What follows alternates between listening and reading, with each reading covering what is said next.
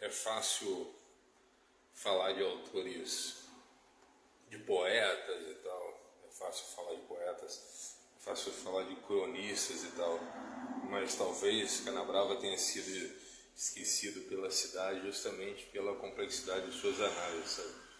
Eu estou aqui com um material interessantíssimo que coloca no mínimo 2 filósofos e um filólogo, né? Bem que Nietzsche foi filólogo também. Eu acredito que Otto não, pelo que eu vi da biografia dele. E confesso que li pouco sobre Nietzsche, mas é um artigo que ele fez aqui, uma observação a um escrito de Otto, né? Um estudo que Otto fez sobre a juventude de Nietzsche, né? E aí colocando aqui o filósofo como um antípoda do nacional-socialismo, o que chega a ser confuso, né? Porque ao mesmo tempo eu acredito que tem algumas correntes, eu já ouvi falar, estou falando aqui agora do que eu ouvi falar, que Nietzsche teria apoiado o nacional-socialismo. A gente sabe qual seria o nacional-socialismo, não é o socialismo que vocês estão pensando, é o nacional-socialismo do bigodinho lá. Algumas correntes dizem que o super-homem de Nietzsche seria, digamos assim, um estímulo para as ações do bigodinho com relação ao homem superior, que se opõe à religião e que mostrava sua força através da sua, de algum princípio aí, talvez hereditário, etc., e que Nietzsche teria fundamentado isso.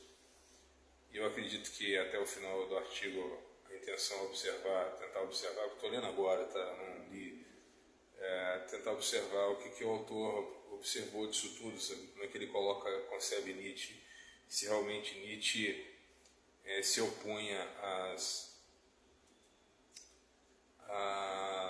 afirmações do bigodinho lá. Se a filosofia de Nietzsche, em síntese, ajudaria, digamos, ou teria dado manutenção às ações do bigodinho lá, ou seria totalmente oposto a isso, e Nietzsche seria mais um antípoda do que um colaborador, sabe? Parece que o texto trata disso, é isso que nós vamos tentar descobrir ao longo do tempo aqui. Mas é incrível, eu li uma boa parte aqui, a maneira que o filósofo conduz a observação. O filósofo que diz é o Canabrava, eu digo o Canabrava, e algumas coisas que ele conhecia sobre Nietzsche, parece que ele conhecia bastante das obras de Nietzsche, o que acaba me instigando de certa forma também procurar saber. E ele até fala aqui na figura do solitário de Sils Maria. Parece que Sils Maria é um lugar lá que Nietzsche frequentou lá e tal, e que é pouco falado, talvez tenha saído em alguma obra, até procurei saber aqui, mas é bem interessante.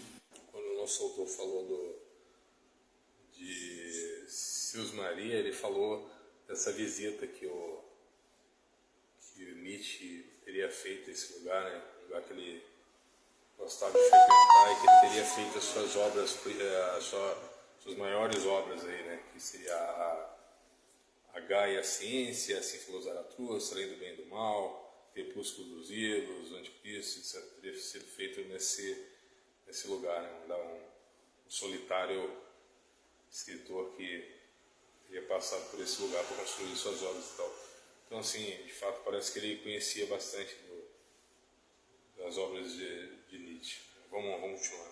Logo de cara, eu não desconheço a posição política do autor, mas não é esse o objetivo. Ele faz aqui uma colocação interessantíssima no livro, aqui, abre aspas.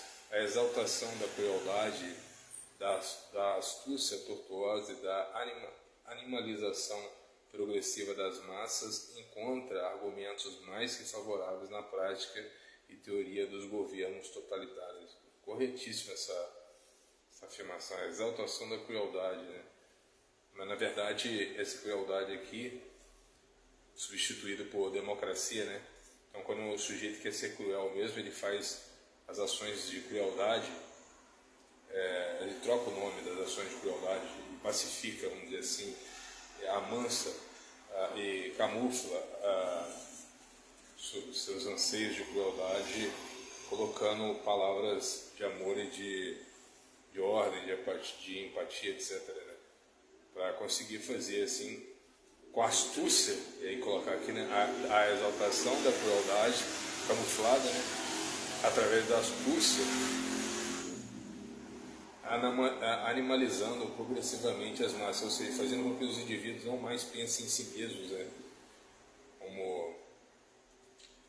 assim como Nietzsche, né, falando após as religiões escravizam, fazem o ser humano manifestar um pensamento coletivo ou de dependência, de extrema dependência, digamos, no caso a religião e no outro caso o Estado, né, animaliza o sujeito a ficar totalmente de um lado, na concepção de Nietzsche da religião, né, de um salvador, e do outro lado de um salvador, sendo ele o Estado, né, e encontra argumentos mais que favoráveis na prática e teoria dos governos totalitários.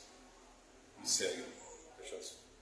Seguindo, ele faz uma colocação interessantíssima aqui também a respeito dessa, indiretamente, né, mais uma vez, relacionado ao socialismo marxista, né, mesmo que indiretamente, abre aspas, por toda parte, o maquiavelismo, compreendendo Maquiavel também como aquela moeda de duas faces, né? Maquiavelismo também ele pode salvar pessoas, mas é matéria para outra conversa.